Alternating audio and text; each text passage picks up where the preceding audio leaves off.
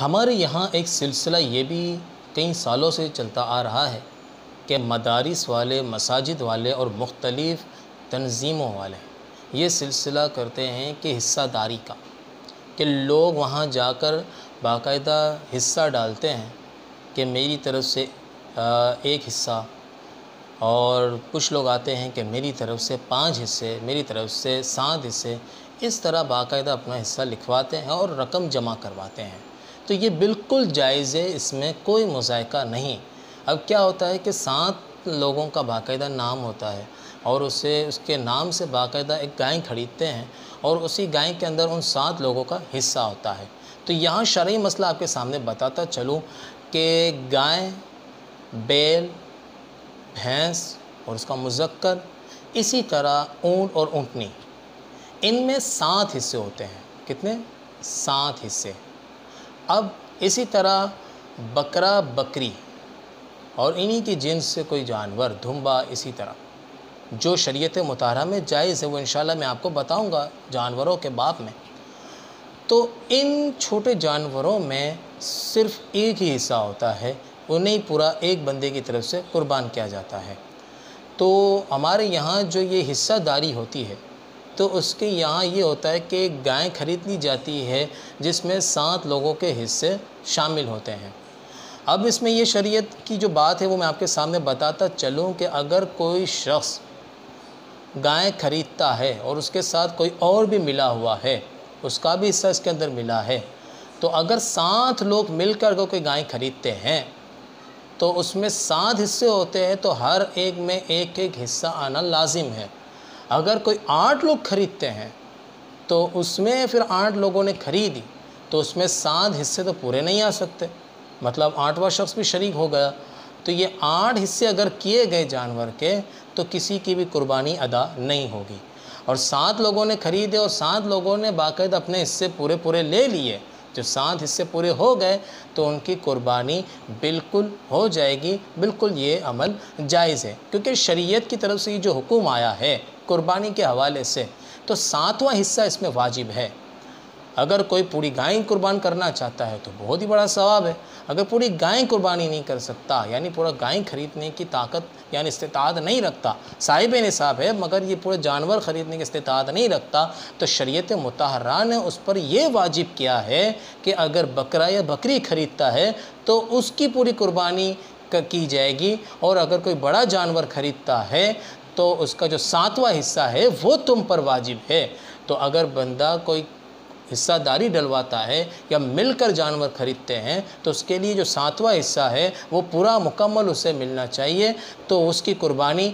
جائز ہو جائے گی، یعنی اس پر جو واجب کا جو حکم ہے وہ اس کا ادا ہو جائے گا۔ اور اگر 8 یا 9 یا 10 لوگ خریدتے ہیں اور پھر یہ 7 حصے پورے مکمل نہیں ہوتے، زیادہ حصے بن رہے ہیں، تو پھر کسی کی بھی قربانی نہیں ہوگی، اور وہ جانور جو آپ نے قربان کیا وہ تو حلال ہو جائے گا مگر ہمارے استعمال میں نہیں آئے گا۔ ہم پر واجب ہوگا کہ وہ گوشت جو ہے وہ ہم صدقہ کریں، پھر دوسری باقاعدہ قربانی اس پر واجب ہوگی۔ تو یہ ہے شریعت کی طرف سے حکم۔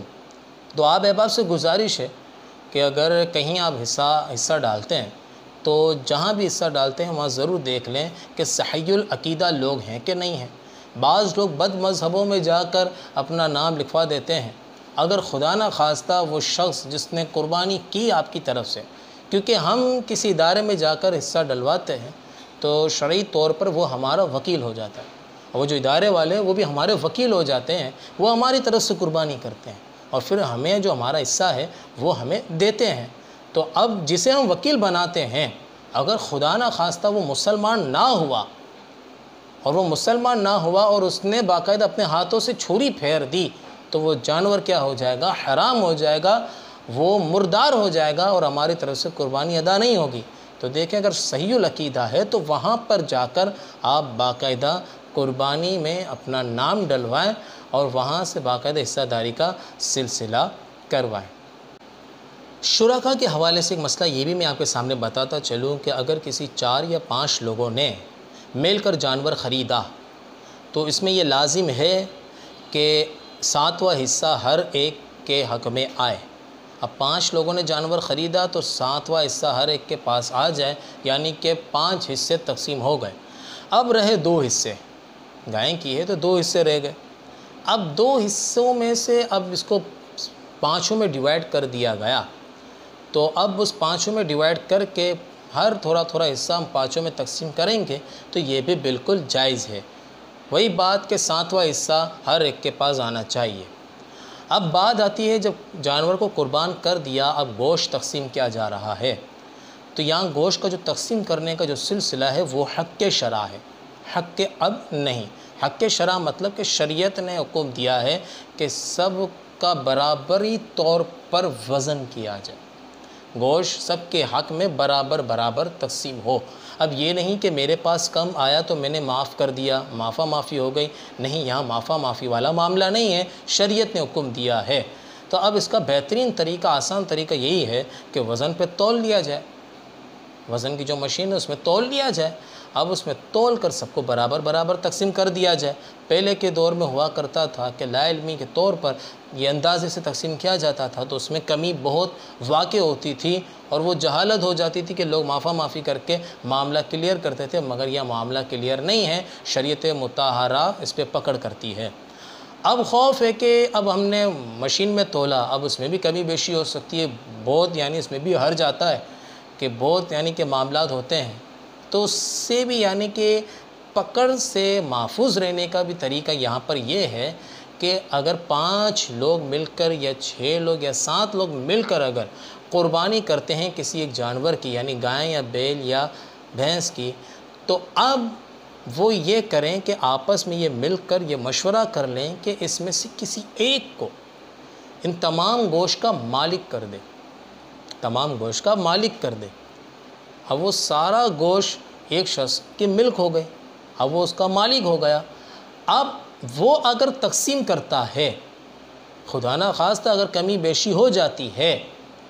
تو اب شریعت مطہرہ اس کی پکڑ نہیں کرے گی، کیونکہ وہ ایک شخص اس تمام گوشت کا مالک ہو گیا ہے۔ اب وہ اپنی مرضی سے اگر کسی کو کم دیتا ہے یا زیادہ دیتا ہے تو شریعت اس کی پکڑ نہیں کرے گی، وہ بھی گناہ گار نہیں ہوگا، ہم بھی گناہ گار نہیں ہوں گے، مگر اخلاقاً یہ ہے کہ جس طرح وزن کیا جاتا ہے سب کا برابر جو حصہ ہے وہ اس کو دیا جائے، یہ شریعت مطہرہ اس کو حسن سمجھتی ہے۔ اور دوسری بات یہاں پر یہ بھی ہے کہ یہ بھی بتاتا چلوں کہ بکرے یا بکری، دمبا یا دھمبی، اسی کے جنس جو شریعت مطہرہ نے باقاعدہ جانور قربان کرنے کا حکم دیا، تو یہ بکرا بکری کے اندر ایک حصہ ہے، ایک ہی شخص اس کو قربان کر سکتا ہے۔ اگر 2-3 لوگوں نے مل کر اس ایک بکرے کو قربان کیا تو کسی کی قربانی ادا نہیں ہوگی۔